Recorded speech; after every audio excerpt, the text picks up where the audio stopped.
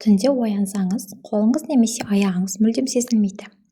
Сіз оны көтересіз, бірақ қол басқа біреудің денесі сияқты салбырап тұр.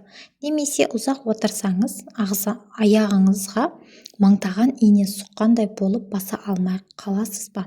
Көбісі мұны жай ғана қан тоқтап қалды, қазір өтеді деп ойлайды, бірақ мен сізге шындықты айтайын ба? Бұл сіздің жүйке талшықтарыңыздың өліп жатқан сәті.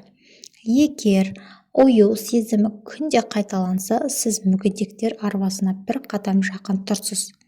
Бүгін біз аяқ-қолдың ұюының 4 қорқынышты себебін және бұл жағдайда қалай шұғыл тоқтату керектігін айтамыз.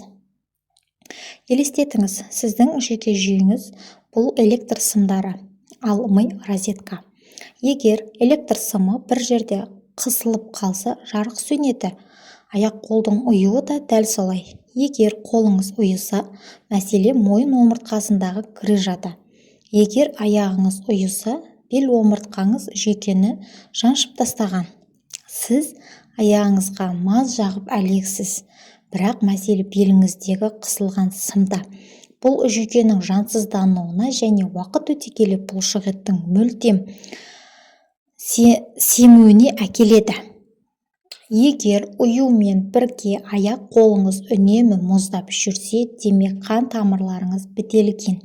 Ең сорақысы, бұл қант диабетінің алғашқы белгісі әбден болуы мүмкін. Қандағы артық қант жүйке талшықтарының сыртқы қабығын ерітіп жібереді. Медицинада бұл нейропатия деп аталады. Бұл дегеніміз, сіздің жүйкелеріңіз іштен шіри бастады деген сөз. Егер дер кезінде тексерілмесеңіз, бұл жағдайдың соңы гангренаға дейін баруы мүмкін. Бұл ойыншық емес. Кейде себеп сіздің тамақтануыңызда.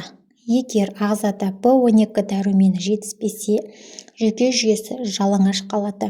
Сіздің жүйкелеріңіз сыртқы ортадан қорғалмағандықтан, кез келген уақытта ұю, шаншу немесе тоқ соғу сезімдері пайда болады. Бұл әсіресе ет жемейтіндерде немесе асқазаны нашар жұмыс істейтіндерде жиі кездеседі. Ең маңызды және жеріне келдік. Ұюдың қайтыры өлімге әкеледі. Егер сіздің тек бір жақ мүшеңіз ұйып қалса, сөзіңіз бұзылса және басыңыз айналса, бұл инсульт. Мұндайда уақыт секундпен есептеледі. Сізде небәрі 4 сағат қана уақыт бар. Ешқандай қазір басылады деген сөз болмасын, дереу жедел жәрдем шақырыңыз. Бұл мидың қан айналымы тоқтағанының белгісі. Егер ұю жиі мазаласа, неврологқа барыңыз. МРТ жасатып, омыртқаны тексеріңіз. Анализ тапсырыңыз, қандағы қант мөлшері мен B12 дәрумені тексеріңіз. Гимнастика жасаңыз, алтын балық жаттығуын жасаңыз. Бұл омыртқадағы қысылған жүйкелерді босатады. Қол-аяқты суық және жылы суға кезектестіріп салу тамырларды тірілтеді. Достар, аяқ-қолдың ұюы бұл жай ғана қолайсыздық емес. Бұл денеңіздің сізге жіберген соңғы ескертуі. Сіздің қол-аяғыңыз қай кезде жиі ұйиды? Түнде ме, әлде жұмыс істеп отырғанда ма? Пікірге жазыңыз, видеода жағдайыңызды талқылайық.